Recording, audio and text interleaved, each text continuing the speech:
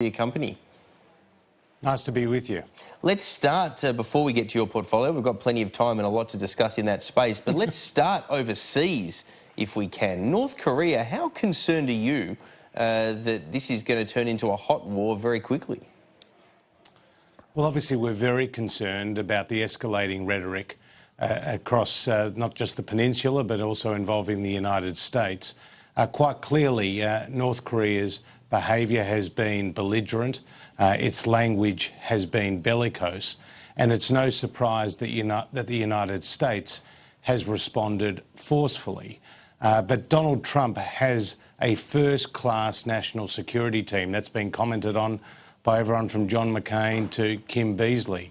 People like Mattis and McMaster, his new Chief of Staff, John Kelly, are all military men who know the high price of war. So I'm very confident that he will get the best advice about the steps ahead, but we'll all be watching very closely. The other thing to say, Peter, is that, as the Prime Minister has reiterated many times, China is the country with the most political and economic leverage over North Korea. So this is really a moment of truth too for China to step up and use that leverage to ensure that we de-escalate some of the tensions that have been rising Minister, China thinks that Donald Trump's rhetoric has been too inflammatory. They've told him that directly, is my understanding. Do you agree with them?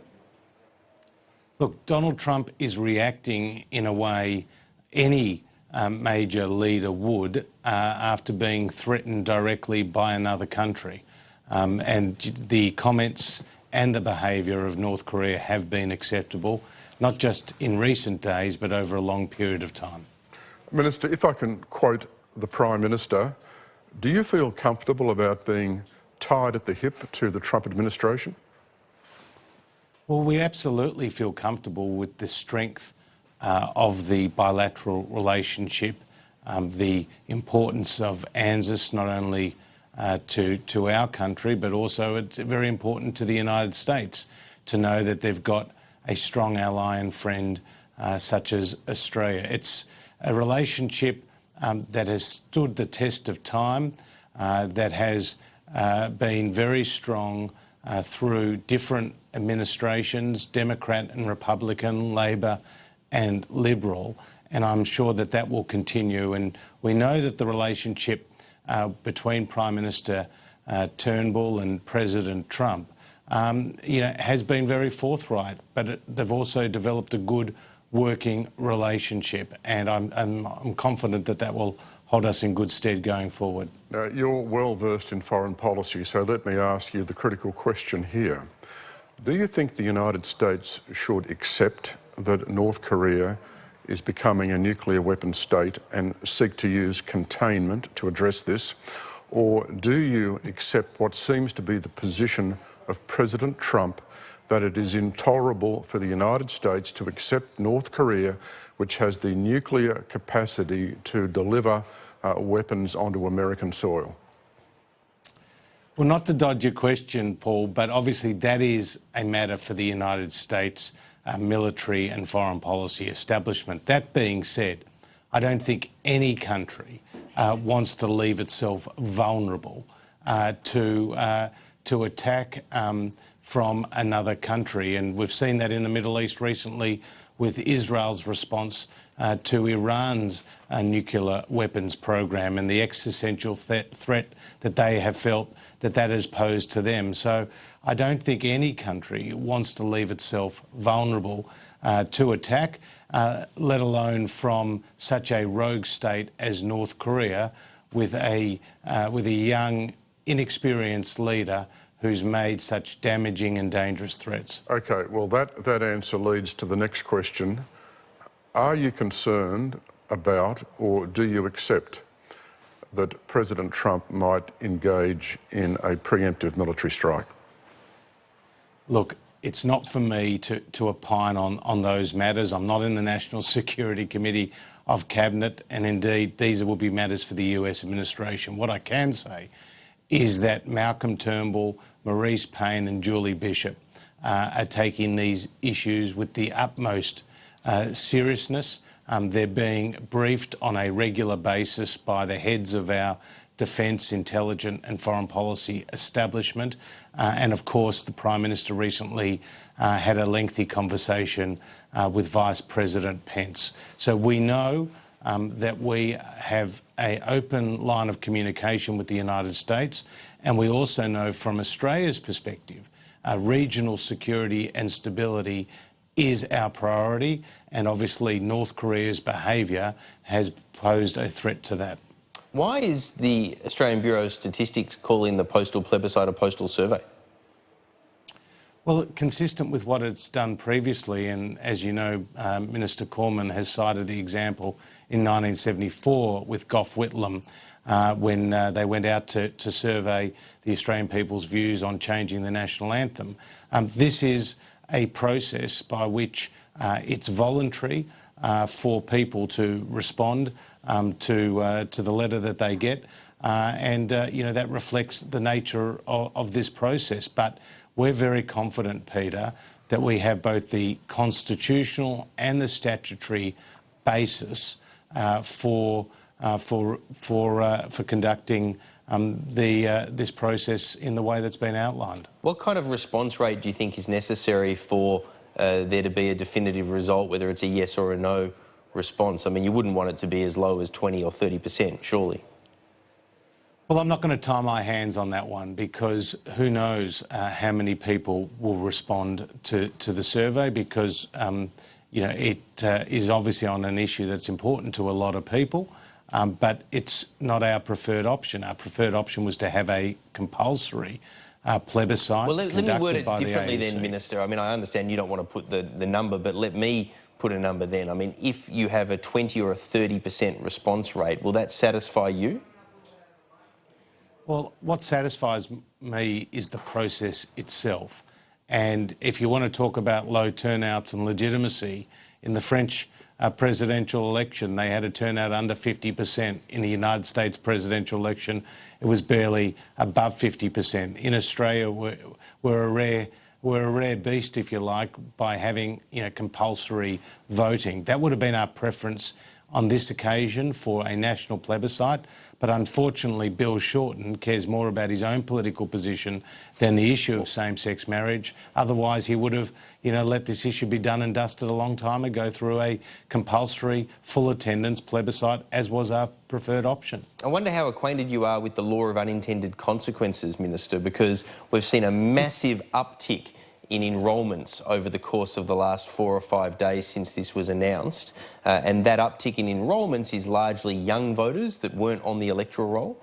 We know when you look at voting trends through the Australian Election Survey that Professor Ian McAllister and others have done for years after elections, that younger people disproportionately vote Labor over Liberal. Are you guys creating an unintended consequence of upping enrolments by hundreds of thousands of young people to vote on same-sex marriage, who come election time will make a hell of a difference to the viability of coalition MPs holding on to marginal seats? Well, the more people that enrol, the better, and I don't think you'd find a politician who would disagree with that. They want as much public participation in federal elections and state elections as possible. Indeed, in this plebiscite, but you've mobilised a voter base that we know from the data will be more likely to vote for Bill Shorten and Malcolm Turnbull, and you're already way behind in the polls. Well, we've got nothing to be afraid of when it comes to people voting at elections or voting in plebiscites. The more people that participate and exercise their natural right to participate in our wonderful, healthy, robust Australian democracy, the better, and I look forward to more people registering in the weeks ahead. What's your position, Minister, and will you campaign? My position, as stated publicly on many occasions, is to support same-sex marriage. And every time I'm asked, I will repeat that. As for my electorate, I will be encouraging as many people as possible to participate and indeed to vote yes. But when it comes to my broader position in terms of campaigning on this issue, Paul, I've got a bigger fish to fry, and that is energy policy, and that will be my priority in the weeks and the months ahead, given that this process will take some time till it reaches its conclusion. If we can just look at the two scenarios, what happens if the no vote gets up? What does the government do then? Well, the Prime Minister's been very clear. If the no vote gets up, then we won't be bringing to the Parliament a private member's bill. But if the no vote, so if the no vote gets up, you won't bring a private member's bill, so no free vote on same-sex marriage. If the yes vote gets up, you will bring a private member's bill or equivalent, and it'll still be a free vote because you're not binding your members of Parliament. That's what I like to call a double standard, don't you? No, not at all. We know that if people vote yes, then we would have gone through the process as we promised the Australian people at the last election. Only for MPs to ignore it if they choose? Well, look, as you know, many people have strong views on this issue, but judging by the numbers in the chamber, if a free vote is brought to bear under that scenario of a successful yes plebiscite, then I'm very confident it will get the numbers in both chambers. In the case of a yes vote, are you satisfied about existing protections in relation to conscience, belief and religious freedom, or do you think there's a problem there? Well, I saw your piece yesterday, Paul, about this matter, and of course there are some, the protections that have been put into the bills that were circulated by others, included for religious people who are conducting weddings to ensure that they would not be forced to conduct these events. So let's just assume that is still the case going forward. But as for the further detail, that can be worked out when when the bills come before the Parliament. I'm sure there'll be more work to be done by the various people who are putting forward these bills. Now, just on that point, do you think that there should be a requirement for the bill, which is going to be the subject of a free vote, to be considered by the Cabinet or by the coalition party room? Because while it's not a government bill as such, it is nonetheless the bill that the government is using to legislate same-sex marriage. Look, we'll get through those hoops when we come to it. That's right a pretty now, fundamental, but that's a pretty fundamental question. That is a pretty fundamental question. Should the party room have a say in the bill which is going to legislate same-sex marriage? Well, right now we're in a position of the party room agreeing to a postal plebiscite, and there was overwhelming support, Paul, for that position. Now, obviously there's legal challenges that are afoot to the postal plebiscite. Based on the advice that we have, we're confident that they will not succeed. So the postal vote should go ahead as planned, and then when the result is in, the next steps will be worked out. As for what the Cabinet and the party room spend their time deliberating, I think it's too early for us to be making a call on that. What about the time frame, though, Josh Frydenberg? I mean, how long is too long after a plebiscite before you might get around to legislating same-sex marriage? 3 months? Well, the Prime Minister's made very clear, and Matthias Cormann is the Acting Special Minister of State, that the result will be known by November, and we would hope to proceed as quickly as possible. Indeed, within but what does that mean? Within the time frame of this year would be optimal. But of course, we'll just have to work it out once the result is in. But is that realistic to get it done this year? I mean, there's so much debate yet to be had around some of the things that Paul wrote about yesterday around these religious protections and how far they do or don't extend. The drafting of the legislation could take a lot longer than a matter of days in the wake of a November result before Parliament rises for the year. Look, it's a big change. It's an important issue, and obviously we need to get it right. And what Paul has written about is no doubt, they're critically important factors that need to be taken into account. So rather than putting a specific time frame on it, We do know that ballot papers will be arriving in early September. We do know that the result will be known by mid-November, and then obviously decisions can be taken after that about how we proceed through the parliament if a yes vote is the outcome from the postal plebiscite. Just one final question on this before we take a break and move on to your portfolio, where there's a lot to discuss as well. Are you really comfortable as one of the younger members of parliament, knowing that a lot of younger Australians don't really use the post, with it being so archaic, rather than having some form of electronic voting to go with it? Well, obviously, this is not our preferred option. The preferred option was to be done, Peter, in a way which was consistent with the election processes. But you could have included through the ABS. I mean, they did it so successfully with the census. You could have included some sort of electronic mechanism rather than just purely postal. Well, this was the mechanism that was landed on, and obviously it's even broader than what happened back in the 1970s as used by Gough Whitlam. But this seems to be a process that has the statutory and the constitutional basis for going forward. It received this strong support of my colleagues in the party room, and we look forward to, to the result coming in. And then obviously once the issue is being dealt with, getting on to the more important issues around economic and national security, and holding Bill Shorten to account for his false war on inequality and his tax and spend agenda. All right, we're going to take a quick break. We're talking to the Energy and Environment Minister, Josh Frydenberg. A lot going on in his portfolio. We'll get to that when we return.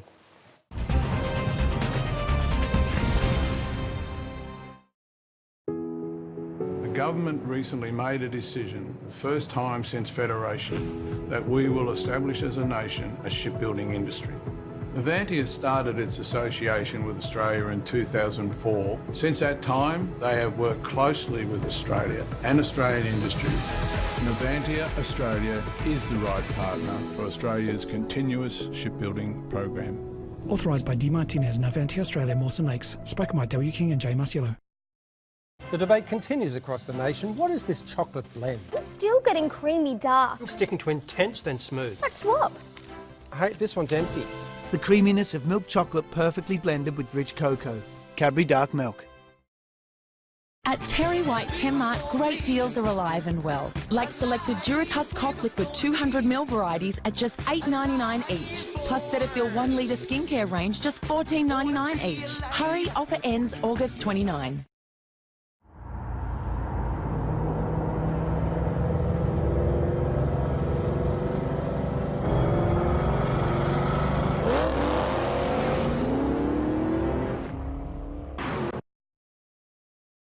Natural. Oat. Energy. Powered by Uncle Toby's Oats. Hi Australia, it's me again with another one of my new recipes to feed your family for under $10. Like my delicious penne pasta with in-season sweet pumpkin. Never better than with pork sausage. And just wait till you taste my delicious stir-fried rice noodles with chicken and veggies. Find Curtis's recipes in store, in the Coles magazine and online. So the next time you hear, What's for dinner? remember you can feed your family of four one of my recipes for under $10 at Coles. In our fast-paced world, it's easy to miss anything unusual. But with the ongoing threat of terrorism, we all need to play our part by reporting anything suspicious. Even if you think it's probably nothing, the smallest piece of information can be valuable. Calls to the National Security Hotline have already contributed to investigations. If something doesn't add up, speak up by calling the National Security Hotline on 1800 123 400 and help keep Australia safe from terrorism. Authorised by the Australian Government, Canberra. Double room for $210. It's only $175 here. When you're ready. I will be right here waiting for Hotels Combined. The best hotel deals guaranteed. What do you think you're doing? There is a Monet sunrise happening. Look at the horizon. Celebrate the small stuff with Sunbite Snack Crackers. The goodness of tiny whole grains in a new delicious tasting biscuit.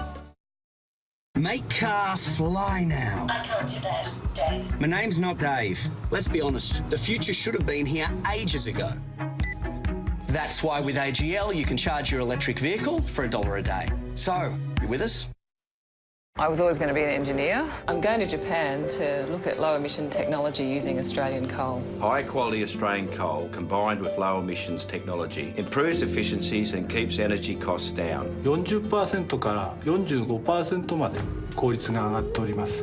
Countries like Japan have affordable and reliable power using low emissions coal. If new power stations with low emissions coal are already working so well around the world, you have to wonder why we're not doing it here. Authorised by Greg Evans, Canberra.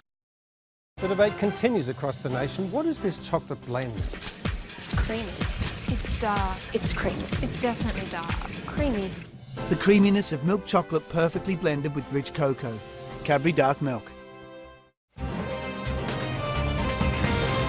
Welcome back. You're watching Sunday Agenda. A reminder, same-sex marriage advocate Christine Foster will be our guest a little bit later in the program, and we'll also be joined by former Liberal leader Dr John Hewson and former Cabinet Minister from the Gillard years, Dr Craig Emerson, all that coming up. But at the moment, our ongoing guest, is Josh Frydenberg, the Minister for Energy and the Environment. Minister, this week when the government met the retailers, one of their strong messages was they wanted the government to proceed with the clean energy target. Can you tell us, first of all, what's the timetable here? When is this going to be addressed by the government? Well, as you know, Paul, we got the Finkel recommendations just a couple of months ago, and the Finkel recommendations were the product of an expert panel spending 8 months doing detailed considerations of options to improve the stability and the security of our national electricity market.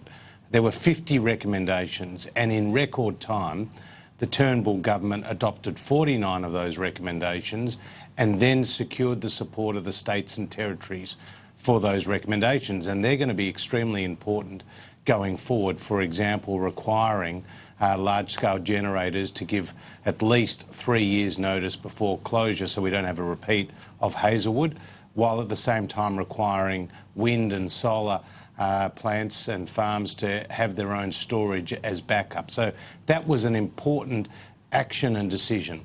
Now, the 50th recommendation is the clean energy target, and the purpose behind it is to try to integrate climate and energy policy to provide a level of investment certainty for generation investments that have a 20, 30, 40-year lifespan.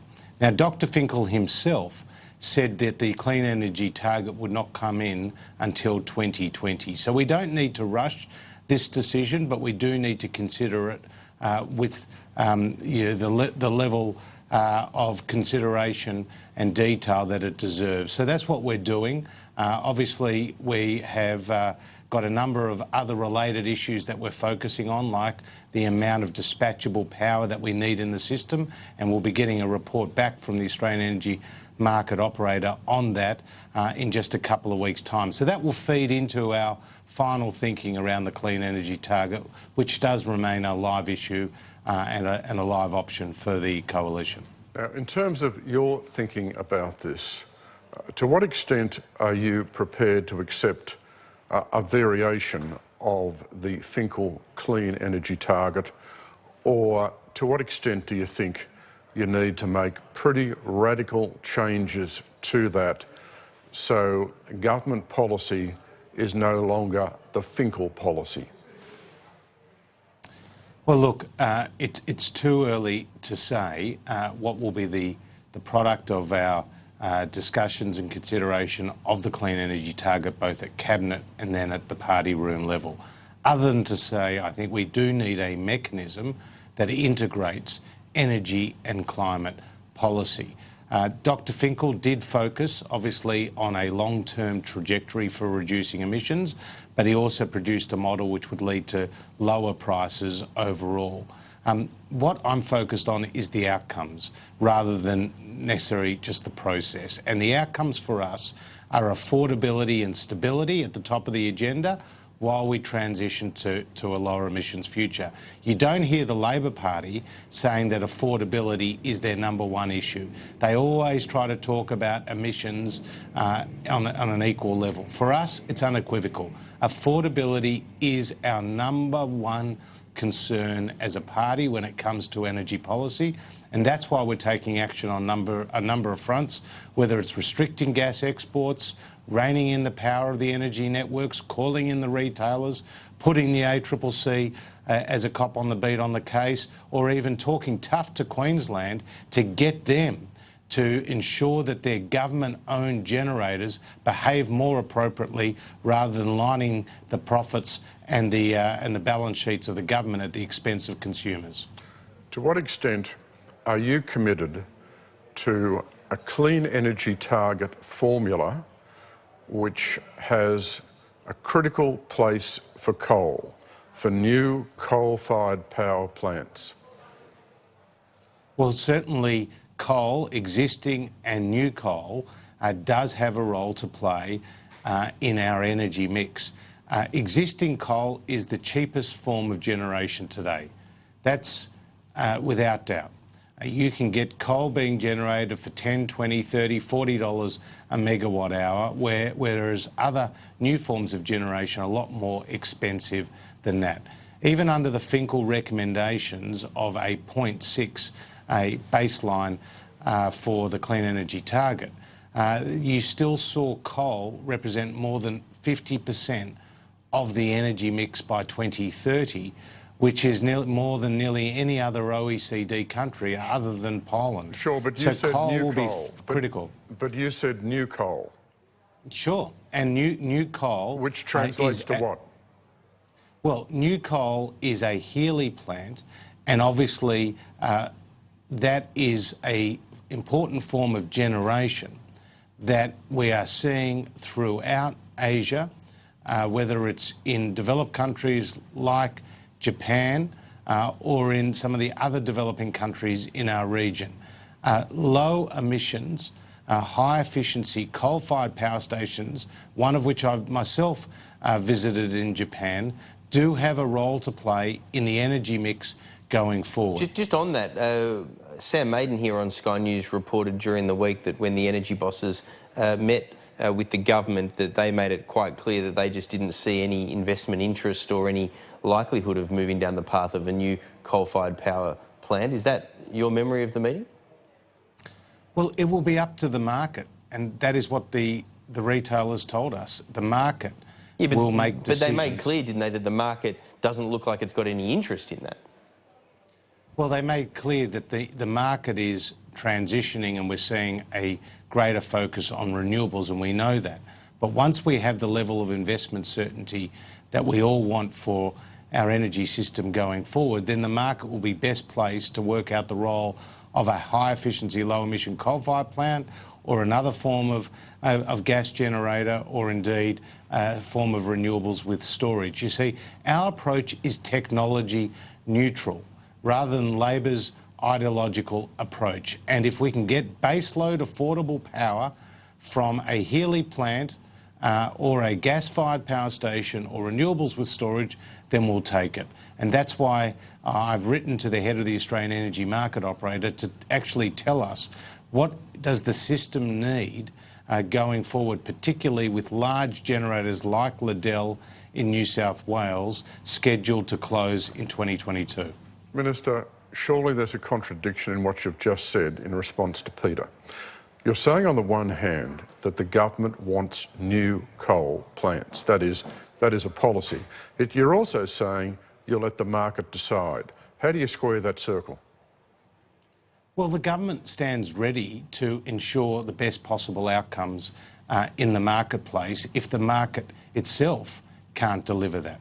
Now, we have written to the Australian Energy Market Operator to actually tell us what is needed in terms of dispatchable power pools. So that has been our clear position for some time. Let's wait and see what the advice of the market operator is as to what type of generation we need in the system. A Healy plant does need to be considered, just as thermal gas generation does just as renewables with storage does. So can I ask though, so am I right in my understanding about this? The traditional party of the market, the Liberal Party, will go against the market if the market doesn't see an interest in coal-fired power because it doesn't have the investment certainty and all the rest to go for it. Is that what the modern Liberal Party's become? Well, Peter, if you look at the energy market today, it's quite clear that it's not working as first intended. The fact is we're seeing very high prices, but outside of renewable investment, which has been supported by the renewable energy target, we haven't seen thermal generation. So the last gas-fired power station built in Australia was at Mortlake in Victoria in 2010. The last coal-fired power station built in Australia was Cogan Creek in Queensland in 2007. And if we're going to get more thermal generation into the mix, then we have to look at all options available to the government. Now, Minister, you've stressed and the Prime Minister's stressed the absolute centrality of the pricing factor here, that Yes. this is what the government is looking at. What are your hopes in terms of containing prices over the course of the next period before the election? And I guess tied into that is, what do you see as the really critical factors driving prices at the moment? Well, the first thing to say is there is no silver bullet to getting lower prices. You need to take action on all fronts, on the generation side, on the retailer side, on the network side, indeed in terms of the storage side for renewables. We recently received a report from the Australian Energy Market Commission which pointed the finger at three main causes for the higher prices. One was the higher gas prices, and gas has tripled in the last 5 years, and gas is now playing an increasingly important role in setting the price of electricity. And the AEMC pointed the finger at the fact that we're now exporting more gas than ever before, and that we also have these state-based moratoriums that are preventing the development of gas resources. The other reasons why prices have been rising is because investors are waiting to see what is the level of regulatory certainty they can get to make these long-term investments. And then the third reason was because we've seen the closure of major coal-fired power stations, namely Hazelwood and the Northern Power Station in particular, and the impact that that has had in creating a tight supply-demand balance. So we need to do and to act on all fronts. That's what we're seeking to do.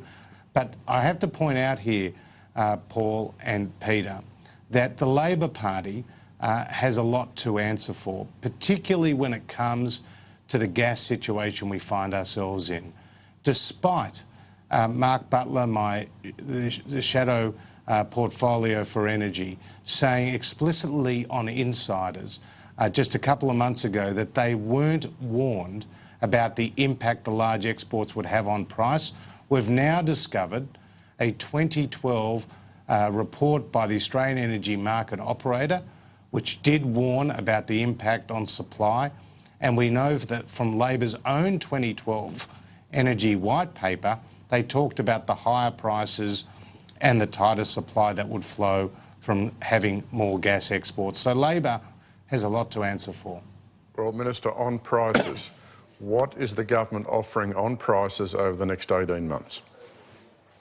Well, the gas restrictions, Paul, should help provide more supply, and the fact that the Prime Minister talked tough with the LNG companies is already starting to have a flow-through effect.